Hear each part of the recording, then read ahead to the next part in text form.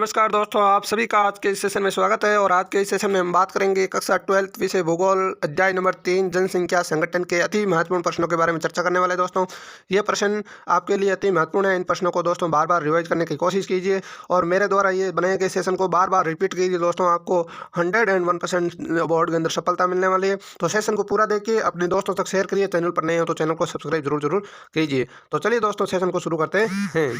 दोस्तों, हमारा जो पहला प्रश्न है संयुक्त अरब अमीरात के लिंग अनुपात निम्न होने का कारण क्या है। दोस्तों, ये बताना है आपको कि संयुक्त अरब अमीरात के लिंग अनुपात निम्न होने का कारण है। तो इसका दोस्तों कारण है कि पुरुष कार्यशील जनसंख्या पर का चयनित प्रयास। दोस्तों, पुरुष कार्यशील जनसंख्या का चयनित प्रयास होने के कारण संयुक्त अरब अमीरात में लिंग अनुपात निम्न होने का कारण है। ये दोस्तों इसका राइट आंसर है।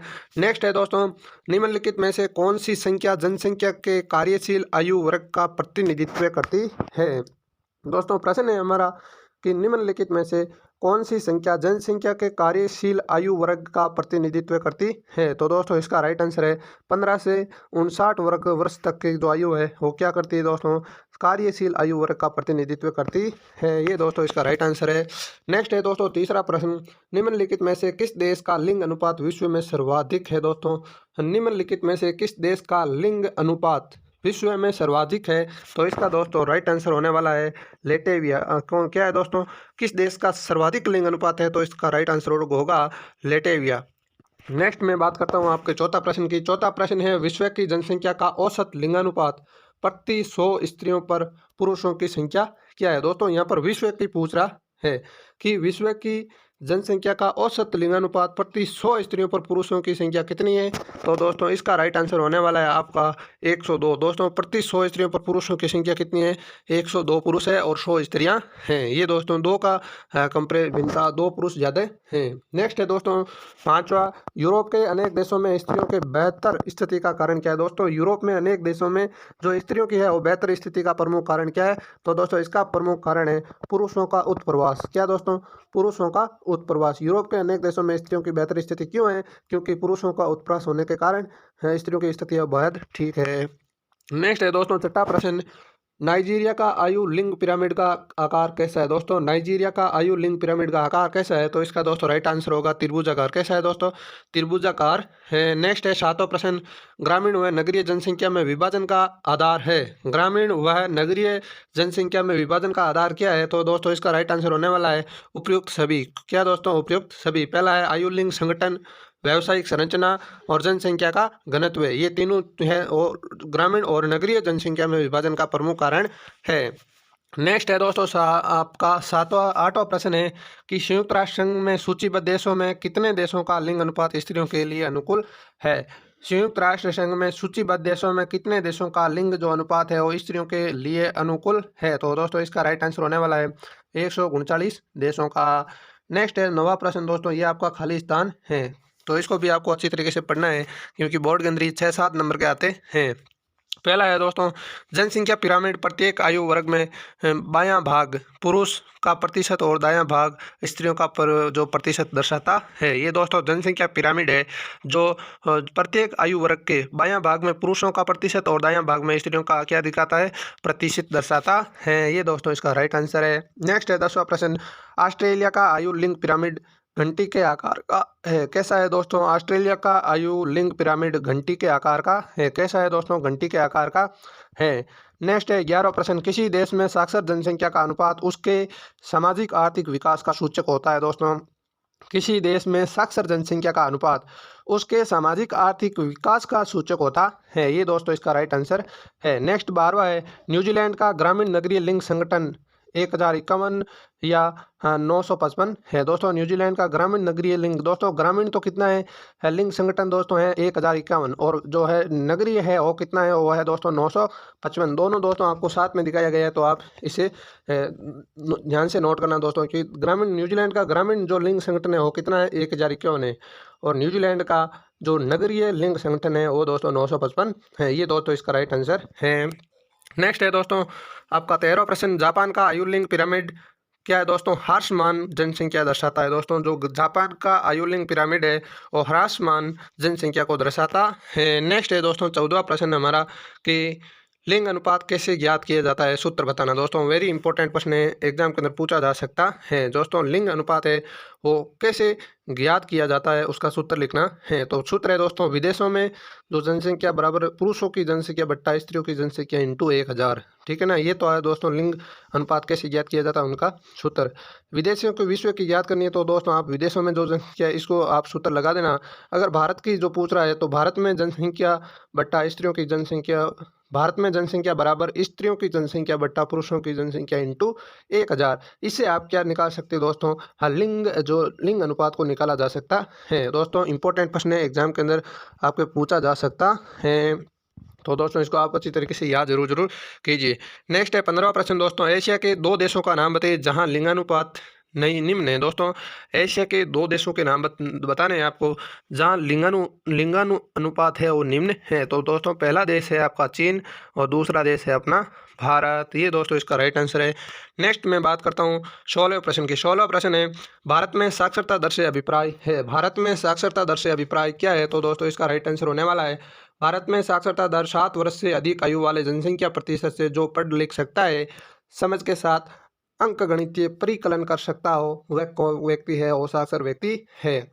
दोस्तों मैं पुनः दोहरा रहा हूँ, भारत में साक्षरता दर 7 वर्ष से अधिक आयु वाले जनसंख्या प्रतिशत से जो पढ़ लिख सकता है, समझ के साथ अंकगणितीय परिकलन कर सकता हो, तो वह भारत का साक्षर नागरिक है। ये दोस्तों इसका राइट आंसर है। दोस्तों 17वां प्रश्न है हमारा कि कनाडा का ग्रामीण व नगरीय लिंगानुपात कितना है। तो दोस्तों इसका राइट आंसर होगा कि ग्रामीण लिंगानुपात इसका दोस्तों कितना है, 1069 है, एवं नगरीय लिंगानुपात इसका दोस्तों 968 है। तो दोस्तों आपको है वो ग्रामीण और नगरीय दोनों याद रखना है। नेक्स्ट है दोस्तों 18वां प्रश्न, किसी देश में लिंग अनुपात प्रतिकूल होने के क्या कारण हैं। दोस्तों आपको पूछा है कि किसी देश में लिंग अनुपात प्रतिकूल होने के क्या कारण हैं। तो दोस्तों इसका राइट आंसर होगा कि पहला है स्त्री भ्रूण हत्या। क्या दोस्तों, स्त्री भ्रूण हत्या। नेक्स्ट दूसरा है स्त्री शिशु हत्या, घरेलू हिंसा और स्त्रियों की सामाजिक आर्थिक स्तर का निम्न होना। ये 4 प्रमुख कारण हैं दोस्तों जो किसी देश के लिंग अनुपात को क्या प्रतिकूल बनाने के प्रमुख कारण है।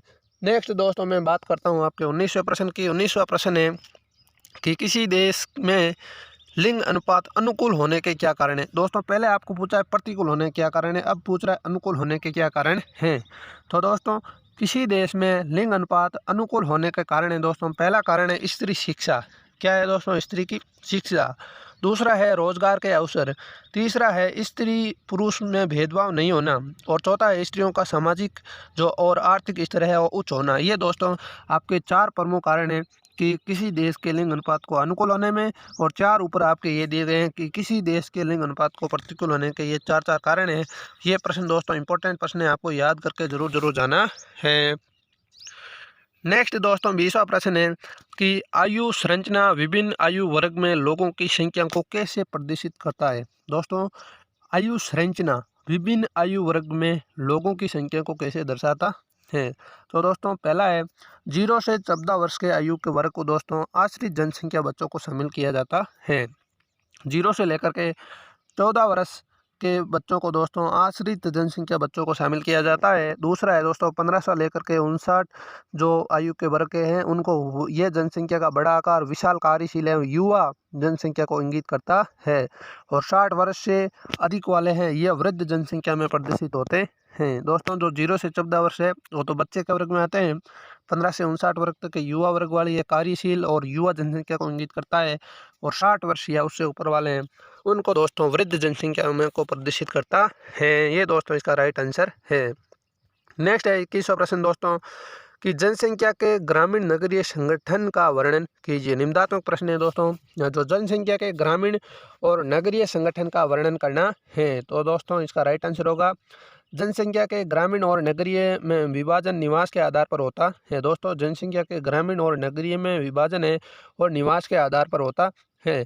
ये विभाजन आवश्यक है कि क्योंकि ग्रामीण और नगरीय जीवन आजीविका और सामाजिक दशाओं में एक दूसरे से भिन्न होते हैं। ग्रामीण और नगरीय क्षेत्रों में आयु, लिंग संगठन, व्यावसायिक संरचना, जनसंख्या का घनत्व तथा विकास के स्तर अलग अलग होते हैं। तो दोस्तों ग्रामीण व नगरीय जनसंख्या में अंतर के मापदंड क्या है इसके बारे में चर्चा करते हैं। ग्रामीण जनसंख्या संगठन सामान्य रूप से ग्रामीण क्षेत्र वह होते हैं जिनमें लोग प्राथमिक क्रियाओं में संलग्न होते हैं। दोस्तों, जो ग्रामीण जनसंख्या संगठन है वो सामान्य रूप से ग्रामीण क्षेत्र वह होते हैं जिनमें लोग हैं वो प्राथमिक क्रियाओं में संलग्न ज़्यादा होते हैं। जनसंख्या घनत्व कम होता है, रोजगार के अवसरों की कमी होती है और उत्प्रवास अधिक होता है। दोस्तों, जनसंख्या घनत्व बिल्कुल भी कम होता है ग्रामीण के अंदर, रोजगार के अवसर की कमी होती है और उत्प्रवास अधिक होता है। नेक्स्ट है दोस्तों नगरीय संगठन। नगरीय जनसंख्या संगठन नगरीय क्षेत्र वह होते हैं जिनमें अधिकांश कार्यशील जनसंख्या गैर प्राथमिक क्रियाओं में संलग्न होती है। यहाँ दोस्तों जनसंख्या घनत्व उच्च होता है, रोजगार के अवसर पर्याप्त होते हैं, आप्रवास अधिक होता है। दोस्तों, आप्रवास इसके अंदर अधिक होता है। कल दोस्तों मैंने समझाया था कल के क्लास में कि उत्प्रवास और आप्रवास क्या होता है, तो दोस्तों उनकी दोनों परिभाषाएं आप कमेंट बॉक्स में जरूर लिखिए। नेक्स्ट है दोस्तों हमारा जो ग्रामीण नगरीय लिंग संगठन। ग्रामीण व नगरीय लिंग संगठन अलग अलग देशों में भिन्न होता है। जैसे कनाडा और फिनलैंड व पश्चिमी यूरोपीय देशों ग्रामीण क्षेत्रों में स्त्रियों की अपेक्षा पुरुषों की संख्या अधिक है, जबकि नगरीय क्षेत्रों में स्त्रियों की संख्या पुरुषों की अपेक्षा अधिक है। इसका कारण नगरीय क्षेत्रों में रोजगार के अवसरों की अधिक संभावना के कारण महिलाओं का आगमन है।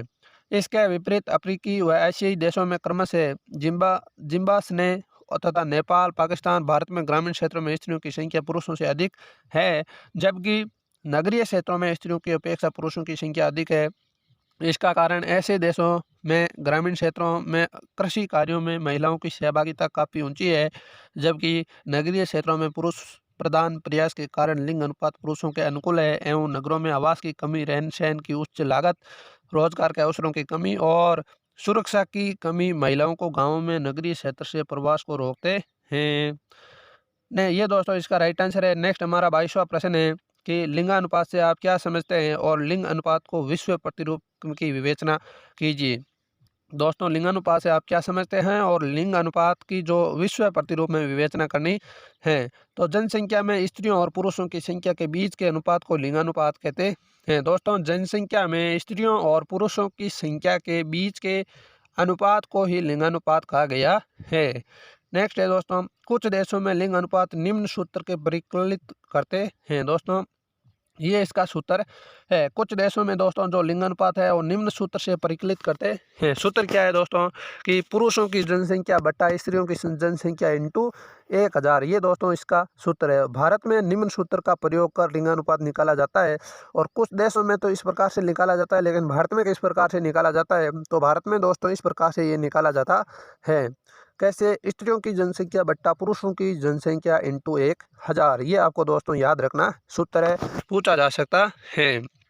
नेक्स्ट है दोस्तों, लिंगानुपात किसी देश में स्त्रियों की स्थिति के संबंध में महत्वपूर्ण सूचना होती है। लिंगानुपात है वो किसी भी देश की स्त्रियों की स्थिति के संबंध में महत्वपूर्ण सूचना होती है। दूसरा है दोस्तों, जिन प्रदेशों में लिंग भेदभाव अनियंत्रण होता है वहाँ लिंग अनुपात निश्चित रूप से स्त्रियों के प्रतिकूल होता है और इन क्षेत्रों में स्त्री भ्रूण हत्या और स्त्री शिशु हत्या और स्त्री के प्रति घरेलू हिंसा की प्रथा प्रचलित है और इसका एक कारण इन क्षेत्रों में स्त्रियों की सामाजिक आर्थिक स्तर का निम्न होना हो सकता है।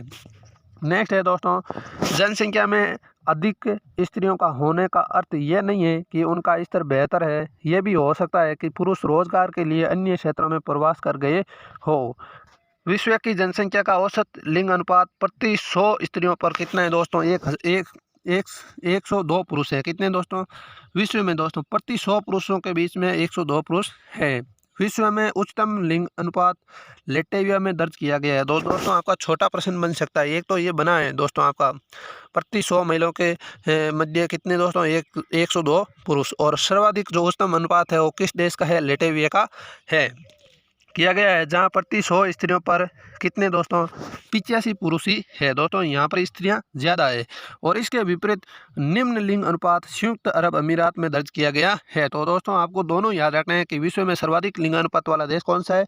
लेटेविया। और सर्वाधिक जो निम्न वाला देश है वो कौन सा है? वो है संयुक्त अरब अमीरात। ये दोस्तों आपको नज़र आ रहा होगा, संयुक्त अरब अमीरात दर्ज किया गया है, जहाँ 100 स्त्रियों पर 311 पुरुष है। दोस्तों कितना अंतर पड़ा है? 100 स्त्रियों पर 311 पुरुष है।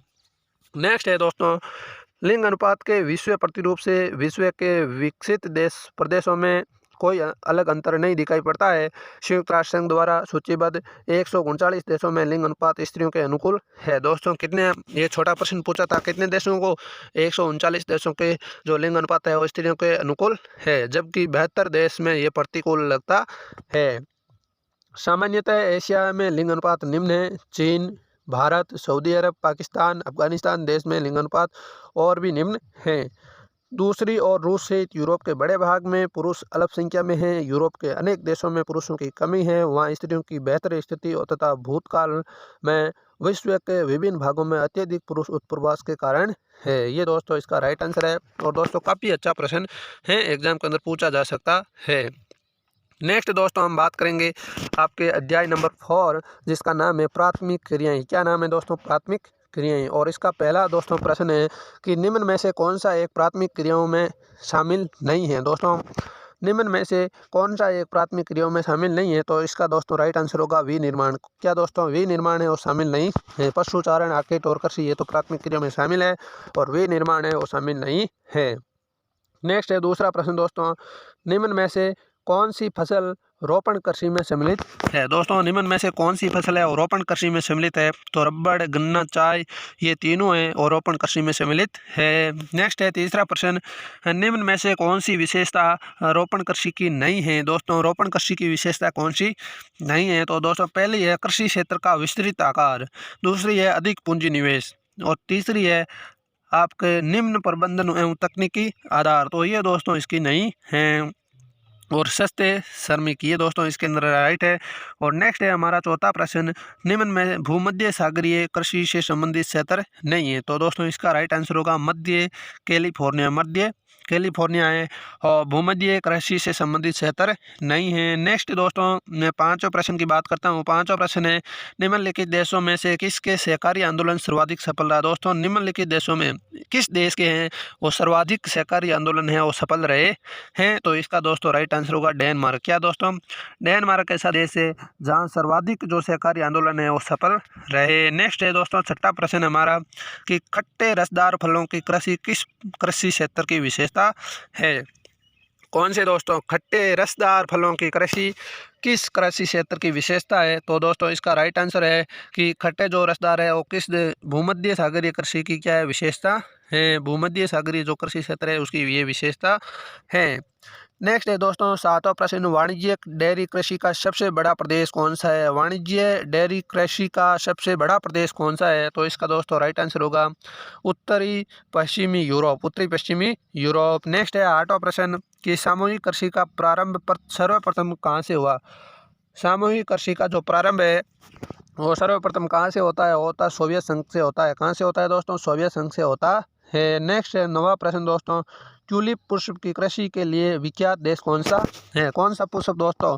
ट्यूलिप जो पुष्प है उसकी कृषि के लिए विख्यात देश कौन सा है? तो दोस्तों इसका आंसर होगा नीदरलैंड। क्या दोस्तों? जो नीदरलैंड है उसमें ट्यूलिप पुष्प की कृषि होती है। नेक्स्ट है दोस्तों 10वां प्रश्न, निम्न में से कौन सी एकल कृषि नहीं है। निम्न में से दोस्तों जो कौन सी है वो एकल कृषि नहीं है। तो जो मिश्रित कृषि है वो एकल कृषि नहीं है। ये दोस्तों इसका राइट आंसर है।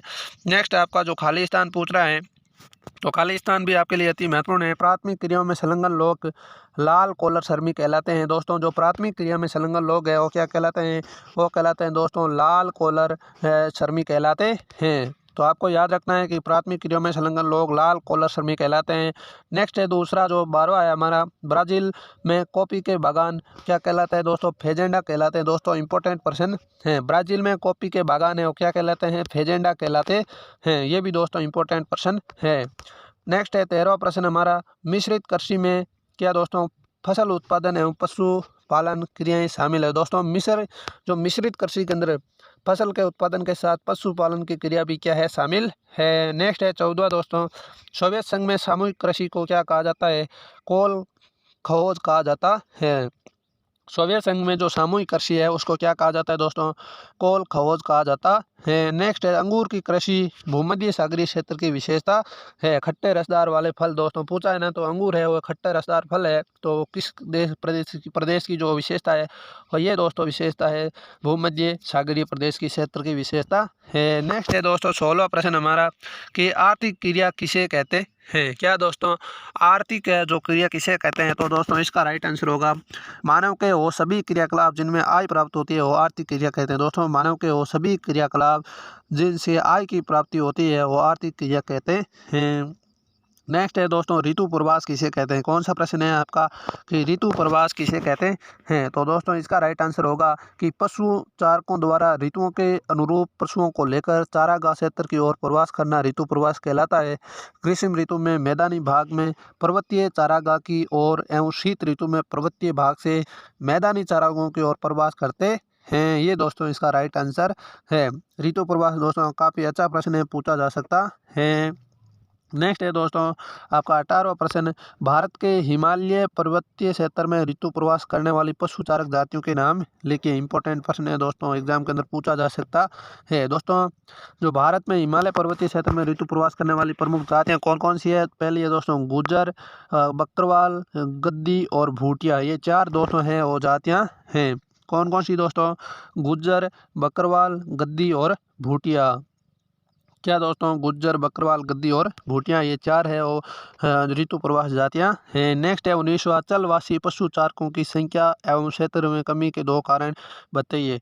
चलवासी जो पशु चारकों की संख्या एवं जो क्षेत्र में कमी के दो प्रमुख कारण बताने हैं। तो दोस्तों पहला कारण है राजनीतिक सीमाओं का अधिरोपण, राजनीतिक सीमाओं का अधिरोपण, और दूसरा है कई देशों द्वारा नई बस्तियों और दो क्षेत्र योजना बनाना। ये इसका राइट। तो दोस्तों जो चलवासी पशु चारण की जो संख्या है उसके क्षेत्र में कमी के दो कारण, पहला कारण है दोस्तों राजनीतिक सीमाओं का अधिरोपण, और दूसरा कारण क्या बताया मैंने कई देशों द्वारा नई बस्तियों की योजना बनाना। ये दोस्तों इसका राइट आंसर है। और नेक्स्ट है 20वां प्रश्न कि विश्व में भोजन संग्रहण करने वाले दो क्षेत्र बताइए। दोस्तों विश्व में भोजन का संग्रहण करने वाले दो क्षेत्रों के नाम बताने हैं। तो पहला क्षेत्र है उच्च अक्षांश के क्षेत्र, यहाँ है दोस्तों उत्तरी कनाडा, उत्तरी यूरेशिया और दक्षिणी चिली। ये दोस्तों भोजन संग्रहण वाले दो क्षेत्र हैं।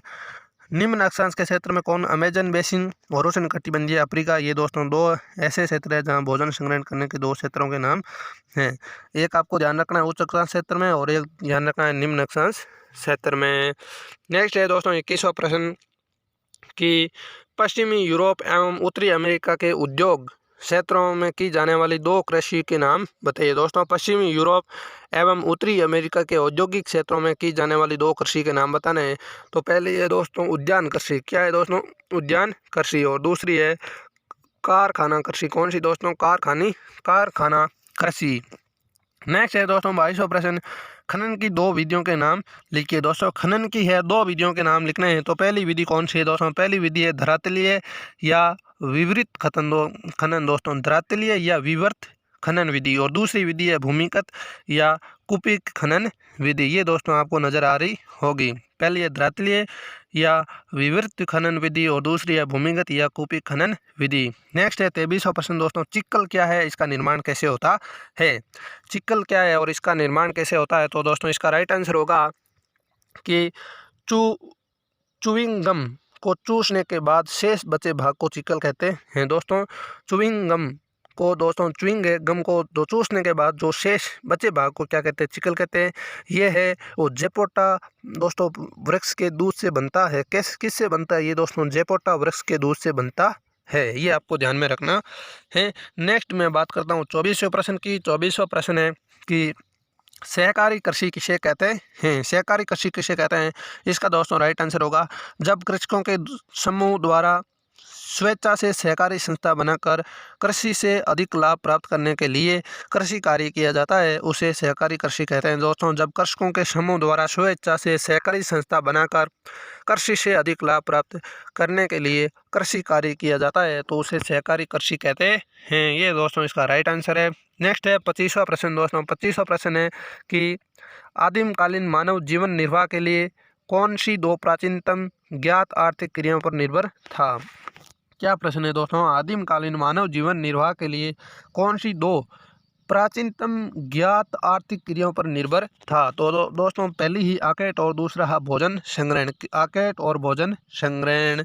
नेक्स्ट है दोस्तों 26वां प्रश्न कि खनन कार्य को प्रभावित करने वाले दो कारक कौन कौन से हैं। खनन कारक को जो प्रभावित करने वाले दोस्तों खनन कार्य को जो प्रभावित करने वाले दो कारक कौन कौन से हैं। पहला कारक है दोस्तों भौतिक कारक, खनन निष्पेषों का आकार, श्रेणी एवं उपस्थिति की अवस्था। और दूसरा कारण है दोस्तों आर्थिक कारक, खनिज की मांग और तकनीकी व पूंजी। ये दोस्तों जो आपके खनन कार्य को प्रभावित करने वाले दो प्रमुख कारण हैं। नेक्स्ट दोस्तों मैं बात करता हूँ 27वें प्रश्न की। 27वां प्रश्न है ट्रक कृषि क्या है। ट्रक कृषि क्या है। तो दोस्तों ट्रक कृषि क्या है इसके बारे में चर्चा करते हैं। कृषकों द्वारा उत्पादित सब्जियों को ट्रक द्वारा उत्पादन क्षेत्र से बाजार तक रात भर दूरी तय करके पहुंचाया जाता है और इसलिए इसे ट्रक कृषि कहते हैं। दोस्तों कृषकों द्वारा उत्पादित जो सब्जियां हैं उसको ट्रक द्वारा उत्पादन क्षेत्र में बाजार तक रात भर दूरी तय करके पहुंचाया जाता है, इसलिए इसे ट्रक कृषि कहते हैं। ये आपको दोस्तों समझ में आया होगा। नेक्स्ट है दोस्तों हमारा 28वां प्रश्न। 28वां प्रश्न है विकसित अर्थव्यवस्था वाले देश उत्पादन की खनन प्रसंस्करण एवं शोधन कार्य से पीछे हट रहे हैं जबकि विकासशील देश नहीं। कारण बताइए। तो दोस्तों इसका प्रमुख कारण है कि उत्पादन की खनन प्रसंस्करण एवं शोधन में श्रमिक लागत अधिक आती है जो विकसित देशों के पास कम संख्या में उपलब्ध है, जबकि विकासशील देशों के पास श्रम शक्ति की उपलब्धता के कारण खनन कार्य को महत्व दिया जा रहा है। ये दोस्तों इसका राइट आंसर है। नेक्स्ट है दोस्तों 29वां प्रश्न प्राथमिक क्रियाएं किसे कहते हैं और इसमें कौन कौन से कार्यकलाप शामिल किए जाते हैं। तो दोस्तों इसका राइट आंसर होगा कि पर्यावरण में प्रकृति प्रदत्त संसाधनों पर प्रत्यक्ष रूप से मानव द्वारा क्रिया प्राथमिक क्रियाएं कहलाती है। प्राथमिक क्रियाओं में निम्न क्रियाकलाप शामिल किए जाते हैं। पहला है दोस्तों कृषि, आकेट, भोजन संग्रहण, पशुचारण, मछली पकड़ना, खनन, लकड़ी काटना आदि। ये दोस्तों प्राथमिक क्रिया है और इसके अंदर ये कार्यकलाप है जो शामिल रहते हैं। नेक्स्ट है दोस्तों आपकी चलवासी पशुचारण और वाणिज्यिक पशुचारण पालन में अंतर स्पष्ट करना है। तो दोस्तों इसका राइट आंसर होने वाला है जो चलवासी पशुचारण और वाणिज्यिक पशुचारण में अंतर क्या है। तो चलवासी दोस्तों ये जीवन निर्वाह आधारित व्यवसाय है। ये दोस्तों जीवन को निर्वाह जो आधारित व्यवसाय है, तो ये व्यापार आधारित जो है क्या है व्यवसाय है दोस्तों ये है और जीवन निर्वाह आधारित व्यवसाय है। और ये जो दोस्तों हैं ये व्यापार आधारित व्यवसाय है। दोस्तों पानी व चारागाह की उपलब्धता के अनुसार स्थानांतरित होते रहते हैं। चलवासी जो पशुचारण है जहाँ पानी मिलेगा और जहाँ चारागाह की उपलब्धता है वहाँ स्थानांतरित होते रहते हैं। और ये जो वाणिज्यिक पशुपालन है ये दोस्तों विस्तृत क्षेत्र में फैले स्थायी फॉर्मों में पशु को रखा जाता है। दोस्तों यहाँ जो स्थायी रूप से रखा जाता है इनको दोस्तों विस्तृत क्षेत्र में फैले स्थायी फॉर्मों में पशुओं को रखा जाता है। नेक्स्ट तीसरा है पशुओं पर विशेष ध्यान नहीं दिया जाता है। पशुओं पर इसमें दोस्तों विशेष ध्यान नहीं दिया जाता है। और यहाँ वाणिज्यिक पशुपालन में यहाँ पर पशुओं पर वैज्ञानिक तरीके से देखभाल की जाती है। और यहाँ के प्रमुख क्षेत्र कौन कौन से दोस्तों यहाँ दोस्तों सहारा मरुस्थल, मध्य एशिया, यूरोप और एशिया के टुंड्रो प्रदेश ये इसके प्रमुख क्षेत्र है। और वाणिज्यिक जो पशुपालन के प्रमुख क्षेत्र है दोस्तों न्यूजीलैंड, ऑस्ट्रेलिया, यूएसए और अर्जेंटीना। ये दोस्तों इसके प्रमुख जो है वो प्रमुख क्षेत्र है। नेक्स्ट दोस्तों इंपॉर्टेंट प्रश्न था ऊपर वाला दोस्तों ये आपका 31वां प्रश्न है कि आदिकालीन निर्वाह कृषि या स्थानांतरित जो शील कृषि का वर्णन कीजिए। तो दोस्तों इसका राइट आंसर होगा स्थानांतरित कृषि मुख्य रूप से उष्णकटिबंधीय क्षेत्र में पाई जाने वाली सघन वनस्पति में निवास करने वाली जनजातीय समूह द्वारा की जाती है। जो दोस्तों आपकी स्थानांतरित कृषि है वो मुख्य रूप से उष्णकटिबंधीय क्षेत्र में पाई जाने वाली सघन वनस्पति में निवास करने वाली जनजातीय समूह द्वारा की जाती है। इन क्षेत्रों में वनस्पति को जलाकर खेत तैयार किए जाते हैं। दोस्तों इन क्षेत्रों में वनस्पति को जलाकर क्या किए जाते हैं खेत तैयार किए जाते हैं। जली हुई राख की परत उर्वरक का कार्य करती है। इसे कर्तन एवं दहन कृषि भी कहते हैं। उसे 5 वर्ष पश्चात मिट्टी का उपजाऊपन समाप्त होने पर दूसरी जगह पर खेत तैयार करके कृषि की जाती है। और इससे भारत के उत्तरी पूर्वी राज्यों में जुमिंग, मध्य अमेरिका और एवं मेक्सिको में मिल्पा एवं मलेशिया, इंडोनेशिया में लादांग कहते हैं। दोस्तों स्थानांतरित कृषि को दोस्तों भारत में क्या कहते हैं ये आपको दोस्तों बताया, भारत के उत्तरी पूर्वी राज्यों में इसको जूमिंग कृषि कहते हैं, मध्य अमेरिका और मेक्सिको में इसको मिलप्पा कृषि कहते हैं, और मलेशिया में, इंडोनेशिया में इसे क्या कहते हैं दोस्तों, लादान कृषि कहते हैं। क्या कहते हैं दोस्तों, इसको लादान कृषि कहते हैं। नेक्स्ट है दोस्तों आपका जो प्रश्न है, कौन सा प्रश्न दोस्तों, 32वां प्रश्न है। 32वां प्रश्न दोस्तों ये आपका काफ़ी अच्छा प्रश्न था, इसको आपको याद जरूर करना है। इस प्रश्न 32वां प्रश्न की बात करते हैं। विस्तृत वाणिज्यिक अनाज कृषि की विशेषताएं बताते हुए इसके प्रमुख क्षेत्रों का नाम लिखिए। तो दोस्तों विस्तृत जो वाणिज्यिक अनाज कृषि की विशेषता क्या है और इसके प्रमुख क्षेत्र कौन कौन से है, इसके बारे में चर्चा करनी है। तो दोस्तों इसका राइट आंसर होगा ये कृषि मध्य अक्षांशों के आंतरिक अर्ध शुष्क प्रदेशों में की जाती है। ये दोस्तों कृषि है वो मध्य अक्षांशों के आंतरिक अर्ध शुष्क प्रदेशों में की जाती है। इस कृषि की मुख्य फसल गेहूँ है, अन्य फसलें मक्का, जौ, राई और जई है। नेक्स्ट है खेतों का आकार बड़ा होता है, खेत जोतने से फसल काटने तक सभी कार्य यंत्रों द्वारा किए जाते हैं। प्रति एकड़ उत्पादन कम परंतु प्रति व्यक्ति उत्पादन अधिक होता है। और प्रमुख क्षेत्र कौन कौन से दोस्तों, ये है दोस्तों इसके प्रमुख क्षेत्र है आपका यूरेशिया के स्टेपीज, और इसके आगे दोस्तों उत्तरी अमेरिका के प्रेरीज, अर्जेंटीना के पंपाज, दक्षिण अफ्रीका के वेल्डस, ऑस्ट्रेलिया के डाउन्स, न्यूजीलैंड के कैंटरबरी, ये दोस्तों इसके प्रमुख क्षेत्र है। नेक्स्ट है दोस्तों आपका 33वां प्रश्न क्या है। 33वां प्रश्न है कि डेयरी कृषि की विशेषता लिखते हुए विश्व के प्रमुख वाणिज्यिक डेयरी क्षेत्र के नाम बताने हैं। तो दोस्तों जो डेयरी कृषि की विशेषता क्या क्या है। पहला दोस्तों विशेषता है कि दुधारू पशुओं का पालन पोषण उन्नत व दक्ष तरीके से किया जाता है। दुधारू पशुपालनों का जो पशुपालन का पोषण है उन्नत और दक्ष तरीके से किया जाता है। दूसरी है दोस्तों इसके अंदर कि इसमें पूंजी की अधिक आवश्यकता होती है। तीसरी है पशुओं के प्रजनन, स्वास्थ्य एवं पशु चिकित्सा पर अधिक ध्यान दिया जाता है। चौथा है दोस्तों इसमें गहन श्रम की आवश्यकता होती है। और पांचवी है दोस्तों डेयरी कृषि कार्य नगरीय व औद्योगिक केंद्रों के समीप किया जाता है, क्योंकि ये क्षेत्र ताज़ा दूध एवं डेयरी उत्पादन के अच्छे बाजार होते हैं। और प्रमुख क्षेत्र है दोस्तों इनके उत्तरी पश्चिमी यूरोप, कनाडा, न्यूजीलैंड और दक्षिण पूर्वी ऑस्ट्रेलिया इसके प्रमुख क्षेत्र हैं। तो चलिए दोस्तों आज हमने आपके तीसरा और चौथे जो पार्ट है उसके बारे में क्या की है, मोस्ट इंपॉर्टेंट प्रश्नों की चर्चा की है। ये दोस्तों प्रश्न आपको जो एग्ज़ाम है उसके लिए, बोर्ड एग्जाम के लिए रामबाण साबित होने वाला है। इसको बार बार याद करते रहिए दोस्तों, इनको मैं पूरा याद करवा दूंगा। आपको इस सेशन को अपने दोस्तों तक शेयर करना है, जहाँ तक हो सके। चैनल पर नए हो तो चैनल को सब्सक्राइब जरूर कीजिए। इसी प्रकार दोस्तों मैं कल है और 5वां और जो आपका 6ठा पार्ट है ये अध्याय लेकर के आने वाला हूँ, तो इनको भी आप पूरा देखिए। लगातार दोस्तों 6-7 दिनों के अंदर आपकी जो शेखावटी मिशन वाला है इंपॉर्टेंट प्रश्नों वाला वो संपूर्ण करवा दूंगा। विश्वास कीजिए, पॉलिटिकल का करवाऊंगा, हिंदी साहित्य का करवाऊंगा और इतिहास का करवाऊंगा और हिंदी अनिवार्य का करूँगा, सभी विषयों का करवाने वाला हूँ। तो दोस्तों आप दिल थाम करके बैठिए, आप अपनी तैयारी है जारी रखिए, ब्लू प्रिंट के आधार पर ज़्यादा से ज़्यादा पढ़िए। तो चलिए दोस्तों आज के सेशन को यहीं विराम देते हैं, मिलते हैं नेक्स्ट सेशन के साथ। तब तक के लिए धन्यवाद। जय हिंद, जय भारत।